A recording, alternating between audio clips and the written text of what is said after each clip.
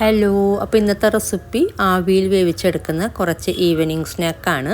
Healthy ആയിട്ട് കഴിക്കാൻ പറ്റിയ സ്നാക്കാണ് കേട്ടോ. അപ്പോൾ നോക്കാം. അപ്പോൾ ഇതിലാദ്യം കാണിക്കുന്നത് നല്ല സോഫ്റ്റ് ആയിട്ടുള്ള കൊഴുക്കട്ടയാണ്. അപ്പോൾ നോക്കാം. അപ്പോൾ അതിന് വേണ്ടിയിട്ട് പത്തലിൻ്റെ പൊടിയാണ് കേട്ടോ വേണ്ടത്. കാസർഗോഡുകാർക്കറിയാം പത്തൽ പൊടി എന്ന് പറഞ്ഞിട്ട് നമ്മൾ ഉണ്ടാക്കിയെടുക്കാറുമുണ്ട്, വാങ്ങിക്കാൻ കിട്ടാറുമുണ്ട്. അപ്പോൾ 1.5 കപ്പ് പൊടിയാണ് കേട്ടോ ഞാൻ ചേർത്ത് കൊടുക്കുന്നത്. ഞങ്ങൾ സാധാരണ കടുമ്പ് അതുപോലെ ഇലയപ്പം എന്ന് പറഞ്ഞിട്ടൊക്കെ ഉണ്ടാക്കിയെടുക്കാറുണ്ട് ഇതുപോലെ തന്നെ.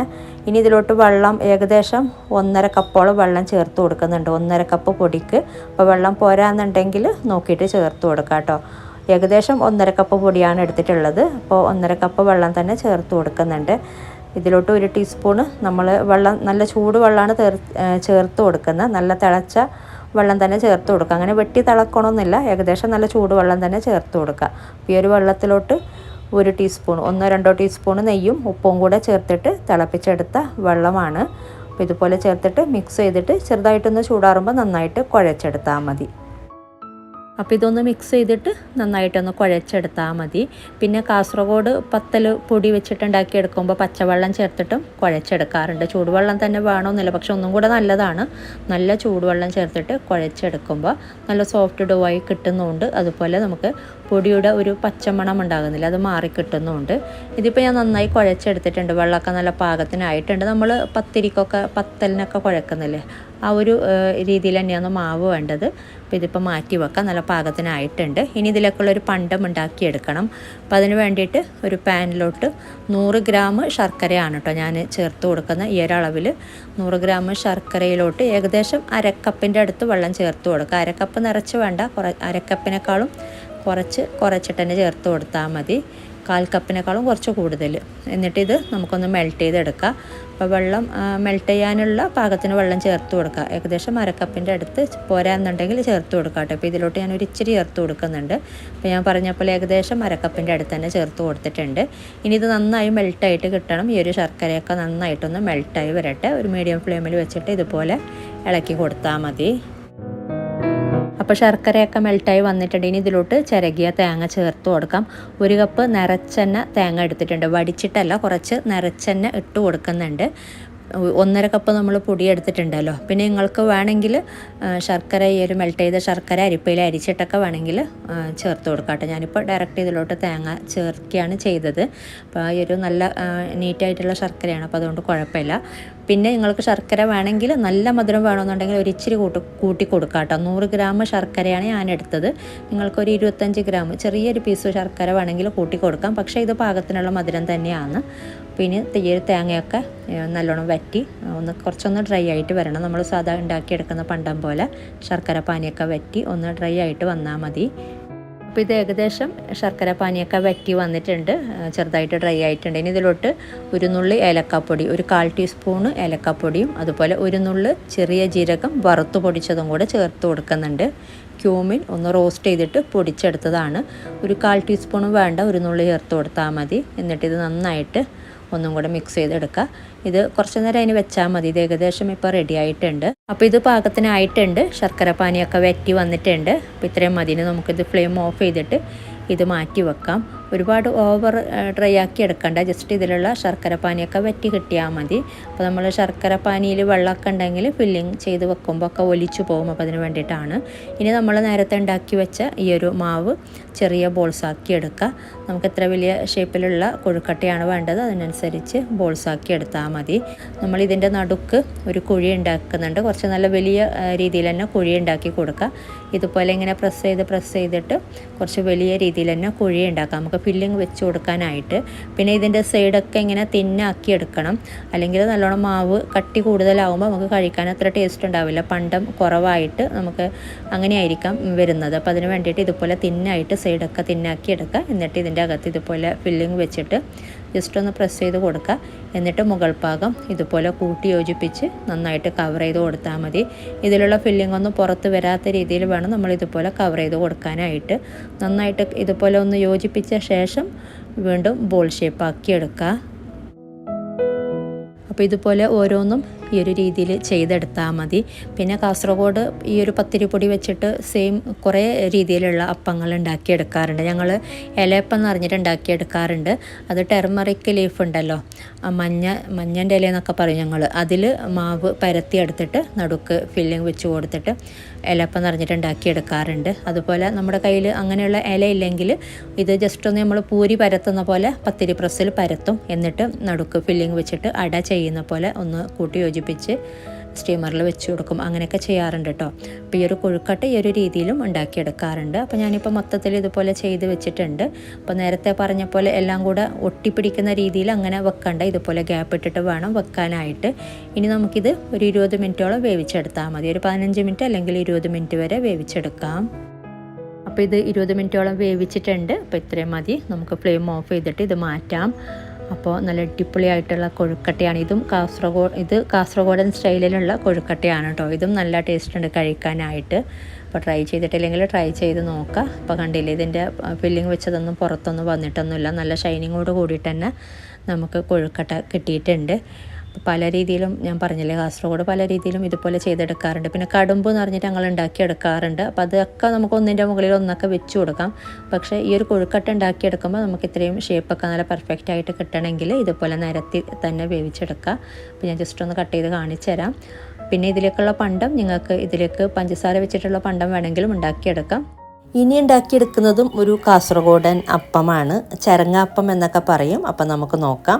അപ്പോൾ ഇതിന് വേണ്ടിയിട്ട് 2 കപ്പ് പച്ചരിയാണ് എടുത്തിട്ടുള്ളത്. ദോശ റൈസ് കുതിർത്ത് കഴുകിയെടുത്ത് വെച്ചിട്ടുള്ള അരിയാണ്.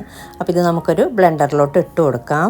ഇനി ഇതിലോട്ട് പാകത്തിനുള്ള ഉപ്പ് ചേർത്ത് കൊടുക്കുക. പിന്നെ 1/4 കപ്പ് വെള്ളമാണ് അരക്കാനായിട്ട് ചേർത്ത് കൊടുക്കുന്നത്. ഒരുപാട് വെള്ളം ചേർക്കരുത്. നല്ല തിക്കായിട്ടുള്ള മാവാണ് ഇതിലോട്ട് വേണ്ടത്. ഇനി നമുക്കിത് നന്നായിട്ട് ഇത് അരച്ചെടുക്കാം. അപ്പോൾ ഇത് നന്നായിട്ട് അരച്ചെടുത്തിട്ടുണ്ട്. ഇപ്പോൾ കണ്ടില്ലേ, ഈ ഒരു തിക്നെസ്സോടെ അരച്ചെടുക്കുക. ഇഡലി മാവിൻ്റെ ഒക്കെ പരുവാണ് ഏകദേശം. ഇനി ഇതിലോട്ട് 1-2 കാര്യങ്ങൾ ചേർത്ത് കൊടുക്കാനുണ്ട്. ആദ്യം ചിരകിയ തേങ്ങ ചേർത്ത് കൊടുക്കുന്നുണ്ട്. 1 കപ്പ് തേങ്ങയാണ് കേട്ടോ. ചിരകിയ തേങ്ങ 1 കപ്പോളം ചേർത്ത് കൊടുക്കുന്നുണ്ട്. ക്രഷ് ചെയ്തിട്ടൊന്നും ചേർക്കേണ്ട, ജസ്റ്റ് ഇതുപോലെ ഇട്ട് കൊടുത്താൽ മതി. ഇനി മെയിനായിട്ട് വേണ്ടത് ഈ ഒരു ചിരങ്ങ, യെല്ലോ പംകിനാണ്. മത്തന് എന്നൊക്കെ പറയുന്ന സംഭവമാണ്. യെല്ലോ പംകിനില്ലേ, അതാണ് കേട്ടോ സംഭവം. അപ്പോൾ ഇതുപോലെ നീളത്തിൽ നല്ല ചെറുതാക്കിയിട്ട് തന്നെ കട്ട് ചെയ്തെടുക്കുക. ഏകദേശം 1/2 കിലോ പംകിനാണ് കേട്ടോ വേണ്ടത്.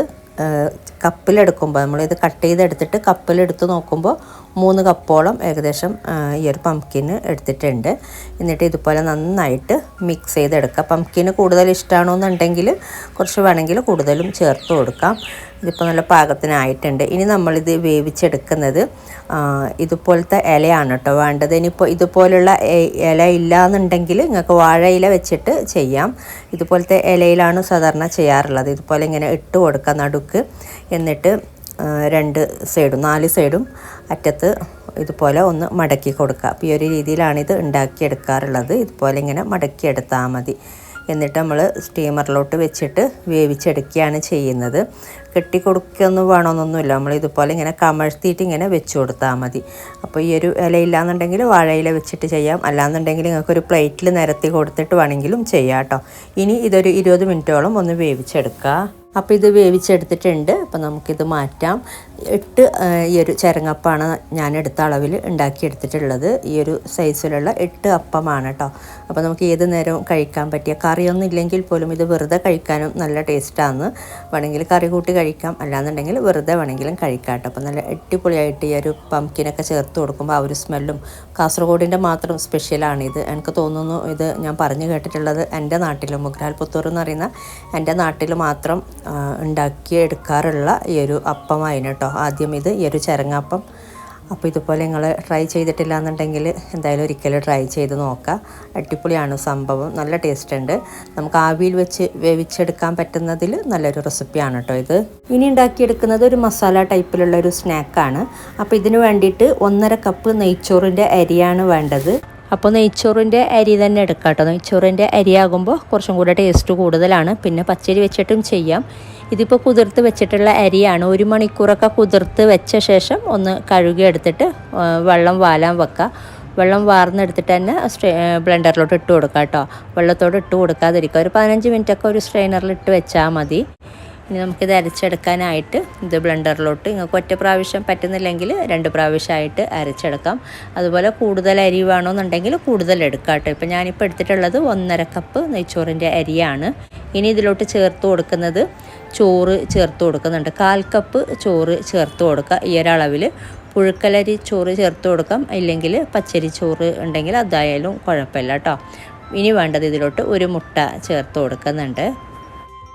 ഇനി ഇതിലോട്ട് വേണ്ടത് പാകത്തിനുള്ള ഉപ്പ് ചേർത്ത് കൊടുക്കുക. അതുപോലെ അരച്ചെടുക്കാനായിട്ട് തേങ്ങാപ്പാൽ ചേർത്തിട്ടാണ് അരച്ചെടുക്കുന്നത്.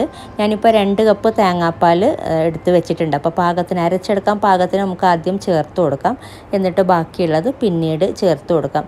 ഇപ്പോൾ നല്ല കട്ടി തേങ്ങാപ്പാൽ തന്നെയാണ് ഞാൻ എടുത്ത് വെച്ചിട്ടുള്ളത്, 1-ാം പാൽ. നിങ്ങൾക്ക് വേണമെങ്കിൽ അരക്കാനായിട്ട് ഒരിച്ചിരി 2-ാം പാൽ വേണമെങ്കിൽ ചേർത്ത് കൊടുക്കാം കേട്ടോ. ഞാനിപ്പോൾ മൊത്തത്തിൽ 1-ാം പാൽ തന്നെയാണ് ചേർത്ത് കൊടുക്കുന്നത്. അപ്പോൾ 2 കപ്പോളം തേങ്ങാപ്പാൽ എടുത്ത് വെച്ചിട്ടുണ്ട്. ഒരു തേങ്ങയുടെ വലിയൊരു തേങ്ങയുടെ തേങ്ങ ചിരകിയിട്ട് അതിൻ്റെ പാലെടുത്താലും മതിയാകും. മൊത്തത്തിൽ നമുക്ക് 2 കപ്പായിട്ട് കിട്ടുന്നുണ്ട്. ഇനി നമുക്കിത് നന്നായിട്ട് തന്നെ അരച്ചെടുക്കാം. അപ്പോൾ ഇത് നന്നായിട്ട് തന്നെ അരച്ചെടുത്തിട്ടുണ്ട്. അപ്പോൾ നല്ല ഫൈനായിട്ട് തന്നെ അരച്ചെടുക്കുക. എത്രത്തോളം നമ്മളിത് നല്ല നൈസായിട്ട് അരച്ചെടുക്കുന്നുണ്ട് അത്രയും നമുക്ക് സോഫ്റ്റായിട്ട് കിട്ടും. ഇനി നമുക്കിതൊരു പാത്രത്തിലോട്ട് ആക്കി കൊടുക്കാം. അപ്പോൾ ഒരു അരിപ്പയിൽ അരിച്ചിട്ട് തന്നെ ഞാനൊരു സ്ട്രെയിനറിലിട്ടിട്ട് അരിച്ചിട്ട് തന്നെ പാത്രത്തിലോട്ട് ആക്കി കൊടുക്കുന്നുണ്ട്. അപ്പോൾ ഇതിലെന്തെങ്കിലും തരിയൊക്കെ ഉണ്ടെങ്കിൽ തേങ്ങാപ്പീരയോ അങ്ങനെ എന്തെങ്കിലും ഉണ്ടെങ്കിലൊക്കെ അത് മാറിക്കിട്ടും. അപ്പോൾ അതിന് വേണ്ടിയിട്ട് ഇതുപോലെ ഒരു സ്ട്രെയിനറിൽ അരിച്ചെടുത്തിട്ട് തന്നെ പാത്രത്തിലോട്ട് ആക്കി കൊടുക്കുക. ഇനി ഇതിലോട്ട് നമ്മൾ നേരത്തെ ബാക്കി വെച്ചിട്ടുള്ള തേങ്ങാപ്പാലും കൂടെ ചേർത്തിട്ട് മിക്സ് ചെയ്തെടുക്കുക. അരിപ്പയിൽ അരിച്ചിട്ട് തന്നെ ചേർത്ത് കൊടുക്കുക കേട്ടോ. അപ്പോൾ എന്തെങ്കിലും ഇതിൽ തേങ്ങാപ്പീരയൊക്കെ ഉണ്ടെങ്കിലൊക്കെ മാറിക്കിട്ടും. ഇതിപ്പോൾ കണ്ടില്ല, ഇതിലൊരു ഇച്ചിരി തേങ്ങാപ്പീരയൊക്കെ കിടക്കുന്നുണ്ട്. അപ്പോൾ ഇതുപോലെ അരിപ്പയിൽ അരിച്ചിട്ട് തന്നെ ചേർത്ത് കൊടുക്കുക. ഇനി നമുക്കിത് നന്നായിട്ട് മിക്സ് ചെയ്തെടുക്കാം. അപ്പോൾ മാവ് നല്ല പാകത്തിനായിട്ടുണ്ട്. ഇനി നമുക്കിത് മാറ്റി വെക്കാം. ഇനി നമുക്കിതിലോട്ട് ഒരു മസാല വേണം. സാധാ എളുപ്പത്തിൽ ചെയ്യാൻ പറ്റുന്ന ഒരു മസാല ഉണ്ടാക്കിയെടുത്താൽ മതി. അപ്പോൾ അതിന് വേണ്ടിയിട്ട് ഒരു പാത്രം ചൂടാകുമ്പോൾ എണ്ണ ചേർത്ത് കൊടുത്തിട്ടുണ്ട്, ഒരു 2 ടേബിൾ സ്പൂണ്. ഇത് ചൂടായി വരുമ്പോഴേക്കും ഇതിലോട്ട് ഒരു വലിയ സവാള ഒന്ന് ചെറുതായിട്ട് അരിഞ്ഞ് ചേർത്ത് കൊടുക്കുന്നുണ്ട്. പിന്നെ ഇതിൻ്റെ ഒന്നിച്ച് തന്നെ ഒരു ക്യാപ്സിക്കത്തിൻ്റെ പകുതി ചേർത്ത് കൊടുക്കുന്നുണ്ട്. അതുപോലെ ഒരു പച്ചമുളക് ചെറുതായിട്ട് അരിഞ്ഞത് എല്ലാം കൂടെ ഒരുമിച്ച് തന്നെ ഇട്ട് കൊടുത്തിട്ടുണ്ട്. പിന്നെ നിങ്ങൾ ഇഞ്ചി വെളുത്തുള്ളി ക്രഷ് ചെയ്തതാണെങ്കിൽ നിങ്ങൾക്കതും ഇതിൻ്റെ കൂടെ തന്നെ ചേർത്ത് കൊടുക്കാം കേട്ടോ. ഞാൻ ജസ്റ്റ് ഒന്ന് വഴന്ന് വരുമ്പോഴേക്കും ചെറുതായിട്ടൊന്ന് വാടി വരുമ്പോഴേക്കും ഇതിലോട്ട് ഇഞ്ചി വെളുത്തുള്ളി പേസ്റ്റാണ് എൻ്റെ കയ്യിലുള്ളത്. അപ്പോൾ ഞാൻ ഇതൊന്ന് വാടി വരുമ്പോഴേക്കാണ് ഇഞ്ചി വെളുത്തുള്ളി പേസ്റ്റ് ചേർത്ത് കൊടുക്കുന്നത്. ക്രഷ് ചെയ്തതാണെങ്കിൽ നമുക്ക് ഒന്നിച്ച് തന്നെ ചേർത്ത് കൊടുക്കാം കേട്ടോ. അപ്പോൾ ഇത്രയും മതി, എല്ലാം കൂടെ ജസ്റ്റ് ഒന്ന് വാടി കിട്ടിയാൽ മതി. ഇനി ഇതിലോട്ട് 1.5 ടീസ്പൂണോളം ഇഞ്ചി വെളുത്തുള്ളി പേസ്റ്റ് രണ്ടും കൂടി ഒരുമിച്ചുള്ളത് 1.5 ടീസ്പൂൺ ചേർത്ത് കൊടുത്തിട്ടുണ്ട്. അപ്പോൾ നിങ്ങൾ ക്രഷ് ചെയ്തതാണ് ചേർക്കുന്നതെങ്കിൽ 1 ടീസ്പൂൺ ഇഞ്ചി ക്രഷ് ചെയ്തത്, അതുപോലെ 1 ടീസ്പൂൺ വെളുത്തുള്ളി എന്ന രീതിയിൽ ചേർത്ത് കൊടുക്കാം കേട്ടോ. ഇനി ഇതൊന്ന് മിക്സ് ചെയ്തിട്ട് നമുക്കിതിലോട്ട് പൊടികൾ ചേർത്ത് കൊടുക്കാം. ഫ്ലെയിം ഒന്ന് നല്ലോണം കുറച്ചിട്ട് പൊടികൾ ചേർത്ത് കൊടുക്കാം കേട്ടോ. ഒരു 1/4 ടീസ്പൂണ് ബിരിയാണി മസാല പൗഡർ അല്ലെങ്കിൽ മീറ്റ് മസാല പൗഡർ ചേർത്ത് കൊടുക്കുക. അതുപോലെ ഒരു 1/4 ടീസ്പൂണ് മഞ്ഞൾപ്പൊടി ചേർത്ത് കൊടുക്കുന്നുണ്ട്. പിന്നെ ഒരു 1/4 ടീസ്പൂണ് കുരുമുളക് പൊടി, 1/4 ടീസ്പൂൺ മുതൽ 1/2 ടീസ്പൂൺ വരെ കുരുമുളക് പൊടി ചേർത്ത് കൊടുക്കുക കേട്ടോ. ഇനി ഇത് ഫ്ലെയിം ഒന്ന് കുറച്ചിട്ട് ജസ്റ്റ് ഒന്ന് മിക്സ് ചെയ്തെടുക്കുക.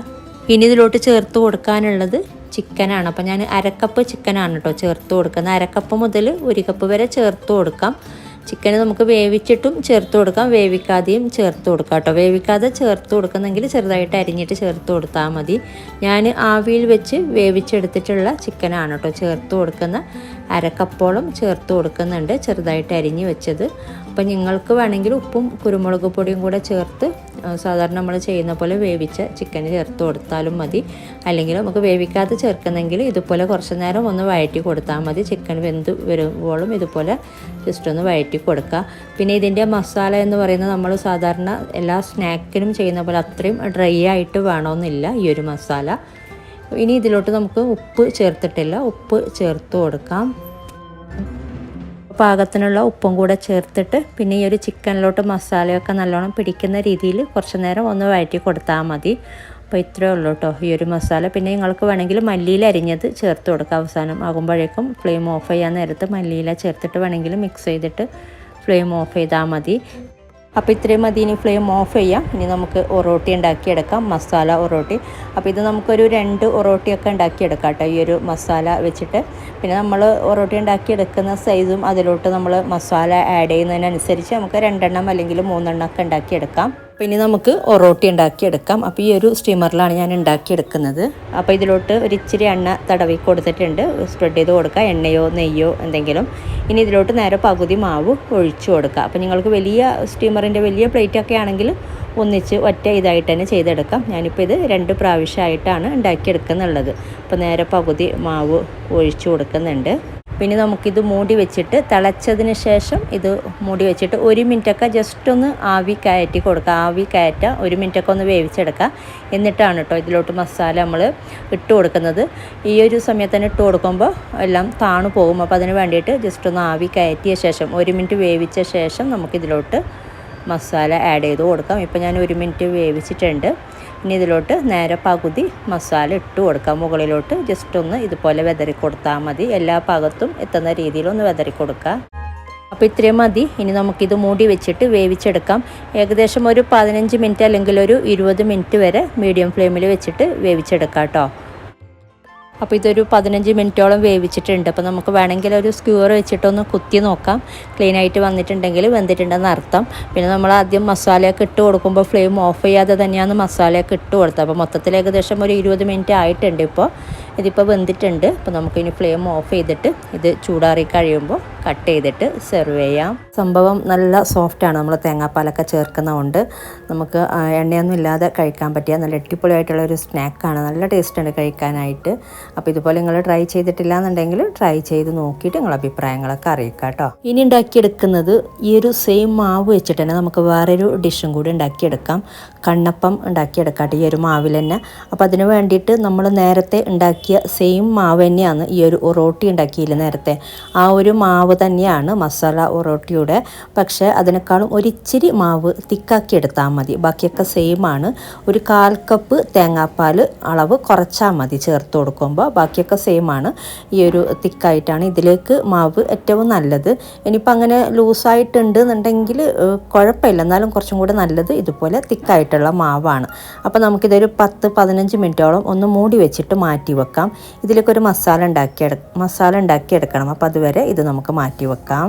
ഇനി നമുക്കിതിലേക്കുള്ളൊരു മസാല ഉണ്ടാക്കിയെടുക്കാം. അപ്പോൾ അതിന് വേണ്ടിയിട്ട് ഒരു പാത്രം ചൂടാകുമ്പോൾ കുറച്ച് എണ്ണ ചേർത്ത് കൊടുക്കാം. ഒരു 2 ടേബിൾ സ്പൂൺ അല്ലെങ്കിൽ 3 ടേബിൾ സ്പൂൺ വരെ ചേർത്ത് കൊടുക്കുക. ഇത് ചൂടായി വരുമ്പോഴേക്കും ഇതിലോട്ട് ചേർത്ത് കൊടുക്കുന്ന 1 ടേബിൾ സ്പൂണ് ക്രഷ് ചെയ്ത വെളുത്തുള്ളി, അതുപോലെ 1 ടേബിൾ സ്പൂണ് ക്രഷ് ചെയ്ത ഇഞ്ചി ചേർത്ത് കൊടുക്കുന്നുണ്ട്.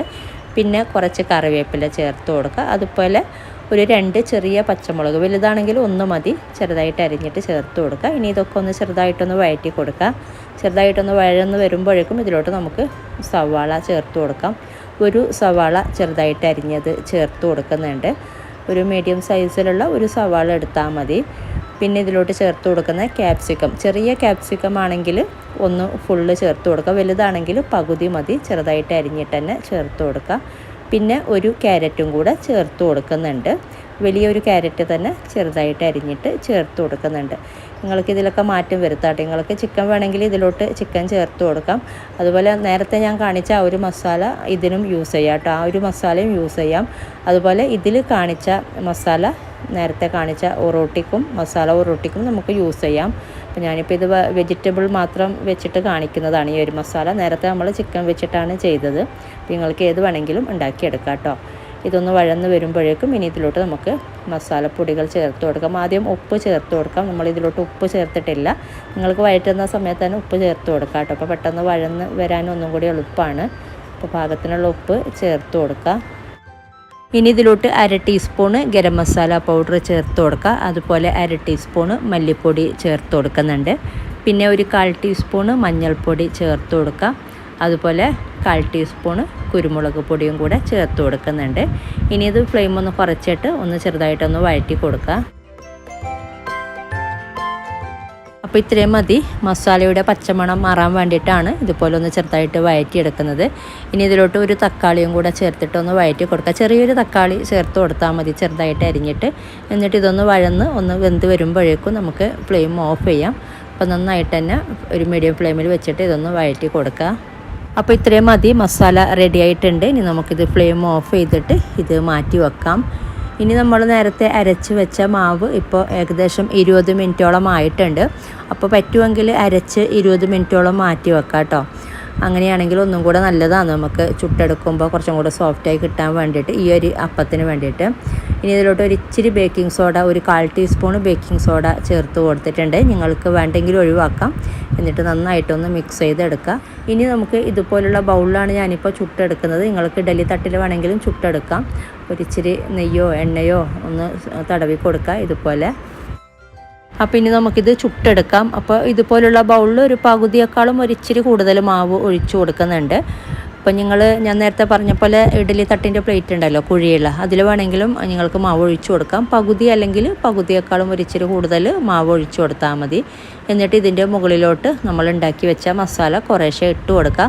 ഇതിപ്പോൾ മാവ് നല്ല തിക്കായിട്ടുള്ള മാവല്ലേ, അപ്പോൾ അതുകൊണ്ട് മസാല ഇങ്ങനെ ഇട്ട് കൊടുക്കുമ്പോൾ മുകളിലായിട്ട് തന്നെ നിൽക്കും.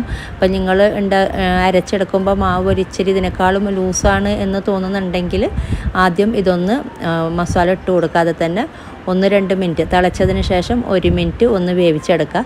എന്നിട്ട് ഇതുപോലെ മസാല ഇട്ട് കൊടുക്കുകയാണെങ്കിൽ അങ്ങനെ താണു പോകില്ല.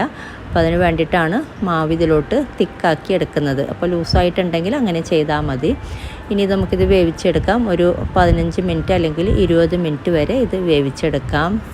അപ്പോൾ ഇത് 20 മിനിറ്റോളം വേവിച്ചിട്ടുണ്ട്. അപ്പോൾ ഇത്രയും മതി. ഇതിപ്പോൾ തിന്നായിട്ടുള്ള ഇതല്ലല്ലോ, കുറച്ച് കൂടുതൽ മാവ് ഒഴിച്ചു കൊടുത്തിട്ടുണ്ട്. അപ്പോൾ അതുകൊണ്ട് ഞാനൊരു 20 മിനിറ്റ് തന്നെ വേവിച്ചെടുത്തിട്ടുണ്ട്. ഇനി ഇത് ചൂടാറി കഴിയുമ്പോൾ നമുക്കിത് ഡിമോൾഡ് ചെയ്തിട്ട് സെർവ് ചെയ്യാം. ഇതിൻ്റെ സൈഡൊക്കെ ഇതുപോലെ ഇങ്ങനെ ചെറുതായിട്ടൊന്ന് ഇളക്കി കൊടുക്കുമ്പോൾ തന്നെ നമുക്ക് പെട്ടെന്ന് തന്നെ ഡിമോൾഡ് ചെയ്തെടുക്കാൻ പറ്റുന്നുണ്ട്. ഈ ഒരു രീതിയിൽ ബാക്കിയുള്ളതും കൂടെ ഇതുപോലെ തന്നെ ചുട്ടെടുത്താൽ മതി. അപ്പോൾ ഇതും നല്ല ടേസ്റ്റ് ഉണ്ട് കഴിക്കാനായിട്ട്. അപ്പോൾ ഇങ്ങനെ ട്രൈ ചെയ്തിട്ടില്ലെങ്കിൽ ട്രൈ ചെയ്ത് നോക്കാം. അപ്പോൾ കാണാൻ തന്നെ ഒരു ഭംഗിയാണ് ഇതുപോലെയൊക്കെ ചെയ്തെടുക്കുമ്പോൾ. ഇനി ഉണ്ടാക്കിയെടുക്കുന്നത് മീൻ പത്തിരിയാണ്. ഇതും നല്ല ഹെവി ആയിട്ടുള്ള സ്നാക്ക് തന്നെയാണ്. അപ്പോൾ നോക്കാം. അപ്പോൾ നമുക്ക് ആദ്യം ഇതിലേക്ക് മസാല ഉണ്ടാക്കിയെടുക്കണം. ഞാനിപ്പോൾ ഇവിടെ കാണിക്കുന്നത് അയല മീൻ വെച്ചിട്ടാണ്. നിങ്ങൾക്ക് ഏത് മീൻ വേണമെങ്കിലും എടുക്കാം കേട്ടോ. അധികം മുള്ളില്ലാത്ത 4 അയല മീനാണ് കേട്ടോ എടുത്തിട്ടുള്ളത്. ക്ലീൻ ചെയ്തെടുത്തിട്ടുള്ള, കഴുകിയെടുത്തിട്ടുള്ള മീനാണ്. ഇതിലോട്ട് 2.5 ടീസ്പൂണ് കാശ്മീരി മുളക് പൊടിയും ഒരിച്ചിരി മഞ്ഞൾപ്പൊടിയും പാകത്തിനുള്ള ഉപ്പും കൂടെ ചേർത്തിട്ട്, പാകത്തിന് വെള്ളവും കൂടെ ചേർത്തിട്ട് ഇതൊന്ന് മിക്സ് ചെയ്തെടുക്കുക. നമ്മളിതൊന്ന് ലൈറ്റായിട്ടാണ് ഒന്ന് ഫ്രൈ ചെയ്തെടുക്കുന്നത്. ഒരുപാട് കട്ടിക്ക് മസാലയൊന്നും വേണ്ട. പിന്നെ മീൻ ഇങ്ങനെ കട്ട് ചെയ്യാതെ വേണമെങ്കിൽ ഫുള്ളായിട്ട് വേണമെങ്കിൽ അങ്ങനെ എടുക്കാം കേട്ടോ. ഇതിപ്പോൾ നന്നായിട്ട് മിക്സ് ചെയ്തെടുത്തിട്ടുണ്ട്. കുറച്ച് നേരം ഒരു 10-15 മിനിറ്റ് മാറ്റി വെച്ചിട്ട് നമുക്കിതൊന്ന് ഫ്രൈ ചെയ്തെടുക്കാം. അപ്പോൾ ഒരു പാത്രം ചൂടാകുമ്പോൾ എണ്ണ ചേർത്ത് കൊടുത്തിട്ടുണ്ട്. നല്ല ഇരുമ്പ് ചട്ടിയാണ് കേട്ടോ ഞാൻ എടുത്തിട്ടുള്ളത്. ചൂടായി വരുമ്പോഴേക്കും നമുക്കിതിലോട്ട് മീൻ ഇതുപോലെ ഇട്ട് കൊടുത്തിട്ട് നമ്മൾ സാധാ ചെയ്യുന്ന പോലെ ഫ്രൈ ചെയ്തെടുത്താൽ മതി. ഒരു സൈഡ് കളർ മാറി വരുമ്പോൾ ഒന്ന് തിരിച്ചിട്ട് കൊടുക്കാം. മറ്റേ സൈഡും കൂടെ ഫ്രൈ ആയി വരുമ്പോൾ നമുക്കിതിൽ നിന്നും മാറ്റാം. അപ്പോൾ മീൻ പൊരിച്ചെടുക്കുമ്പോൾ ഇതിൽ എണ്ണ കുറച്ച് കൂടുതലുണ്ടെങ്കിൽ കുഴപ്പമില്ല കേട്ടോ. നമുക്ക് ഈ ഒരു സെയിം പാത്രത്തിൽ തന്നെ മസാല ഉണ്ടാക്കിയെടുക്കാം. ഒന്നും കൂടെ ടേസ്റ്റ് കൂടുതലാണ്. അതുപോലെ മാരിനേറ്റ് ചെയ്ത് ഒരു 10-15 മിനിറ്റ് മാരിനേറ്റ് ചെയ്തിട്ട് വേണം മീൻ പൊരിക്കാനായിട്ട്. അപ്പോൾ ഇനി നമുക്കിത് മീൻ പൊരിച്ചെടുക്കുന്ന സമയം കൊണ്ട് ഇതിലേക്ക് ഒരു കാര്യം കൂടി ചെയ്തെടുക്കാം. 1.5 കപ്പോളം തേങ്ങയാണ് കേട്ടോ ഞാനിപ്പോൾ എടുത്തിട്ടുള്ളത്. ഒരു ബ്ലെൻഡറിലോട്ട് ഇട്ട് കൊടുക്കാം. 2 കപ്പ് തേങ്ങ വേണമെങ്കിൽ എടുക്കാം കേട്ടോ. ചിരകിയ തേങ്ങ ഞാനിപ്പോൾ 1.5 കപ്പാണ് എടുത്തത്. ഇനി ഇതിലോട്ട് ഏകദേശം ഒരു 1/4 കപ്പിൻ്റെ അടുത്ത് ചെറിയ ഉള്ളി ചേർത്ത് കൊടുക്കുന്നുണ്ട്. അതുപോലെ 1 ടീസ്പൂണ് ചെറിയ ജീരകം ചേർത്ത് കൊടുക്കുക. എന്നിട്ട് വെള്ളമൊന്നും ചേർക്കാതെ ക്രഷ് ചെയ്തെടുക്കുക. ഇതിപ്പോൾ ക്രഷ് ചെയ്തെടുത്തിട്ടുണ്ട്. നമുക്കിത് മാറ്റി വെക്കാം. അപ്പോൾ അത് മീൻ ഫ്രൈ ആയി വന്നപ്പോൾ ഒരു പാത്രത്തിലോട്ട് ആക്കിയിട്ടുണ്ട്. ഇനി നമുക്കിതിലേക്ക് മാവ് ഉണ്ടാക്കിയെടുക്കണം. പത്തിരിപ്പൊടി വെച്ചിട്ടാണ് കേട്ടോ നമ്മൾ മാവ് ഉണ്ടാക്കിയെടുക്കുന്നത്. ആമീസിൻ്റെ പത്തിരിപ്പൊടിയാണ്. അപ്പോൾ ഇതാവുമ്പോൾ വലിയ പണിയൊന്നുമില്ല, അങ്ങനെ വാട്ടിയെടുക്കേണ്ട ആവശ്യമൊന്നുമില്ല. ചെറിയൊരു ചൂടുവെള്ളത്തിൽ ഒന്ന് മിക്സ് ചെയ്ത് കുഴച്ചെടുത്താൽ മതി. എളുപ്പമാണ്. നമ്മൾ കാസർഗോഡൊക്കെ ഞങ്ങൾ ഹോം മെയ്ഡായിട്ട് പത്തിരിപ്പൊടി ഉണ്ടാക്കിയെടുക്കാറുണ്ട്. അതുപോലത്തെ പത്തിരിപ്പൊടിയാണ് കേട്ടോ. എനിക്കിഷ്ടമാണ് ഈ ഒരു പത്തിരിപ്പൊടി. ഞാൻ ഇത് വേണമെന്ന് തന്നെ വെച്ചിട്ട് കണ്ണൂരിൽ നിന്ന് ഓർഡർ ചെയ്ത സംഭവമാണ്. ഇവിടെ ബാംഗ്ലൂരിൽ ഇത് കിട്ടാറില്ല കേട്ടോ. അടുത്ത മാസം തൊട്ട് ബാംഗ്ലൂരിൽ കിട്ടുമെന്നൊക്കെ പറയുന്നുണ്ട് അതിന്. അപ്പോൾ ഇതാ 2 കപ്പോളം പത്തിരിപ്പൊടിയാണ് കേട്ടോ ഞാനൊരു പാത്രത്തിലോട്ട് ആക്കി കൊടുക്കുന്നത്. ഇനി ഇതിലോട്ട് നമുക്ക് പാകത്തിന് ഉപ്പും പിന്നെ അതുപോലെ നേരത്തെ ക്രഷ് ചെയ്ത് വെച്ച തേങ്ങ ഉണ്ടല്ലോ അതിൽ നിന്നും ഏകദേശം പകുതിയോളം നമ്മൾ ഇതിലോട്ട് ചേർത്ത് കൊടുക്കുന്നുണ്ട്. പകുതിയേക്കാളും കുറച്ച് കൂടുതൽ വേണമെങ്കിൽ നമുക്ക് മാറ്റി വെക്കാം കേട്ടോ, മസാലയ്ക്ക് വേണ്ടിയിട്ട് മാറ്റി വെക്കണം.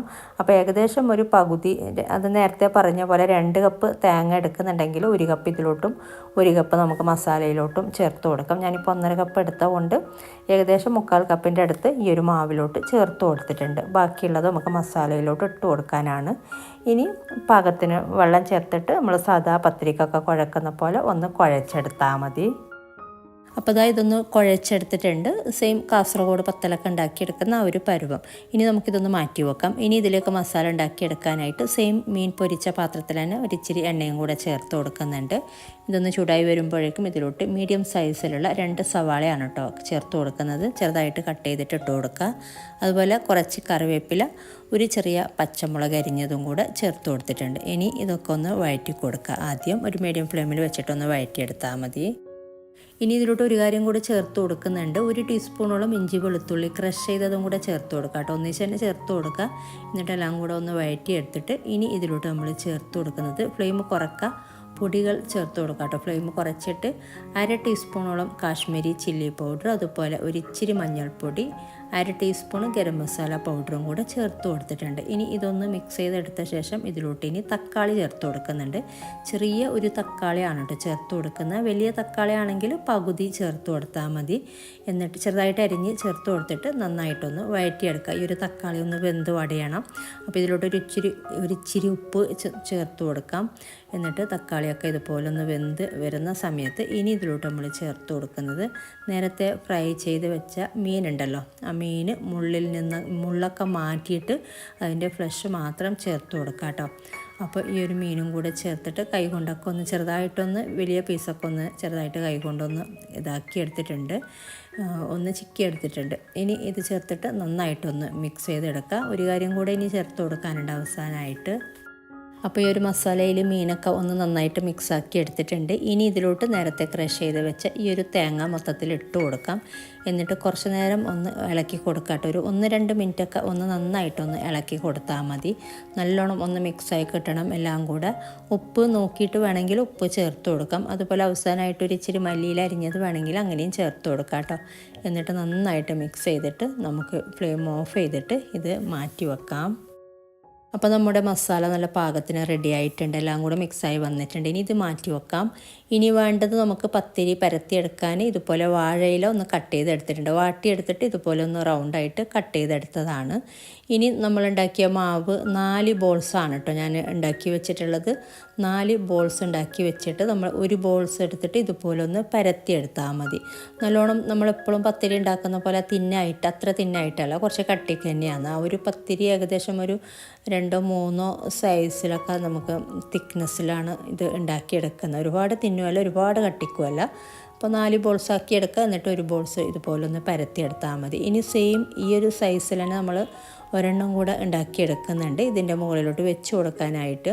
അപ്പോൾ അതാ കാസർഗോഡ് മുമ്പൊക്കെ കൈപ്പത്തിരിയൊക്കെ ഉണ്ടാക്കുന്നത് ഇതുപോലെ ഇങ്ങനെ കൈ വെച്ചിട്ടൊക്കെ ഇങ്ങനെ ഷേപ്പാക്കി കൊടുത്തിട്ട് ഇതുപോലെയാണ് കൈപ്പത്തിരി കൈ വെച്ചിട്ട് തന്നെയാണ് ഉണ്ടാക്കിയെടുക്കൽ.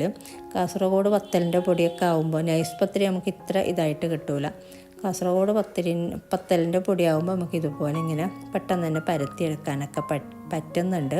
അതാണ് ഞാൻ സെയിം ആമീസും സെയിം ആണെന്ന് പറഞ്ഞത്. ഇനി ഇതിലോട്ട് നമ്മൾ നേരെ പകുതി മസാല വെച്ച് കൊടുക്കുന്നുണ്ട്. നമ്മളുണ്ടാക്കിയ മസാലയിൽ നിന്നും നേരെ പകുതിയാണ് കേട്ടോ ഈ ഒരു ഇതിൻ്റെ മുകളിലോട്ട് വെച്ച് കൊടുക്കുന്നത്.